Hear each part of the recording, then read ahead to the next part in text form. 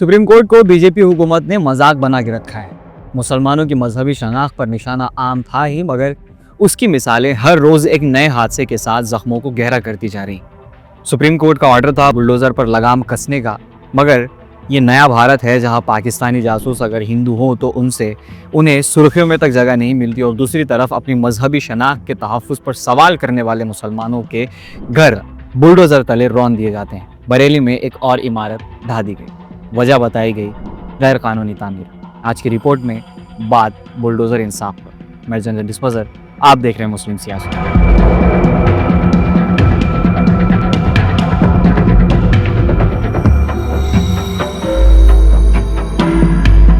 बरेली में 23 नवंबर को एक हाई प्रोफाइल डिमोलिशन ड्राइव ने पूरे शहर का माहौल गर्म करके रख दिया है। बरेली डेवलपमेंट अथॉरिटी ने पीलीभीत बाईपास पर एक 2 मंजिल कमर्शियल कॉम्प्लेक्स को बुलडोज कर दिया, जो मोहम्मद आरिफ का था। वही आरिफ जो इत्तेहाद मिल्लत काउंसिल के चीफ मौलाना तौकीर रजा खान के बहुत करीबी माने जाते हैं। 22 नवंबर की शाम भारी पुलिस सिक्योरिटी के बीच बीडीए के बुलडोजर्स ने 2 दर्जन से ज्यादा दुकानें और एक शोरूम मिट्टी में मिला दिया। बीडीए ऑफिशियल्स का कहना है कि ये पूरा स्ट्रक्चर, जिसमें 16 परमानेंट शॉप्स शामिल थी, इलीगल इंक्रोचमेंट था और नोटिस पहले ही दे दिया जा चुका था। शॉपकीपर्स को सिर्फ कुछ घंटों का वक्त दिया गया था अपना सामान निकालने के लिए। डजन्स ऑफ ट्रेडर्स, अक्सर मुस्लिम्स, अपनी आंखों के सामने अपना सालों का बनाया हुआ काम ध्वस्त होता हुआ देख रहे थे। एक टेनेंट यानी कि एक दुकानदार जिसकी इलेक्ट्रॉनिक्स की दुकान थी, तबाह हो गई। रोते हुए बोला, जिंदगी की पूरी जमा पूंजी लगा दी थी, इलीगल बोलते हैं पर सबको पता है आरिफ भाई का मौलाना तौकीर रजा से रिश्ता है, यही असली वजह है। एक और ट्रेडर का सवाल और भी करारा था, बुलडोजर सिर्फ मुस्लिम प्रॉपर्टीज पर ही क्यों चलता है? यही पास की एक हिंदू इंक्रोचमेंट्स को किसी ने तो हाथ तक नहीं लगाया। ये डिमोलिशन सितंबर 26 के कम्युनल फ्लेयर अप के बाद लगातार हो रही है। उन्हीं एडमिनिस्ट्रेटिव एक्शन का हिस्सा लग रही हैं जिनका निशाना अक्सर उन लोगों को बनाया गया जो मौलाना तौकीर रजा से जुड़े हुए माने जाते हैं। याद रहे 26 सितंबर को फ्राइडे प्रेयर्स के बाद आई लव मोहम्मद सल्लल्लाहु अलैहि वसल्लम पोस्टर्स लेकर निकले एक प्रोसेशन पर हंगामा हो गया था। पुलिस ने लाठीचार्ज किया, भीड़ से पत्थर चले, इल्ज़ाम तो यही लगाया गया और पूरे इलाकों में माहौल गर्म हो गया।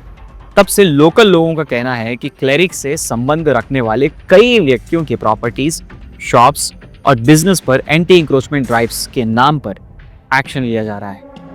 एक्यूजेशन यही है कि टारगेट सेलेक्टिव है। अथॉरिटीज पर यह आरोप लग रहा है कि ये कानूनी कार्रवाई से ज़्यादा पनिशमेंट लगती है, वो भी कलेक्टिव पनिशमेंट। लेकिन बीडीए अपना स्टैंड पर आदावंत है। उनका कहना है कि सब कुछ रूल्स के मुताबिक और ये कम्युनिटी बेस्ड एक्शंस नहीं है।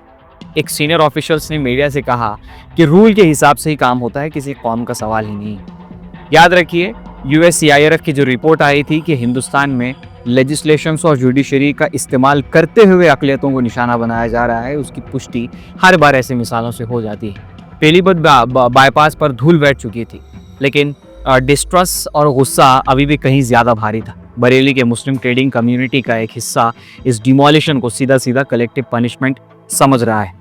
एक ऐसा मैसेज जिसमें कानून से ज़्यादा शक्ति का प्रदर्शन दिखाई देता है।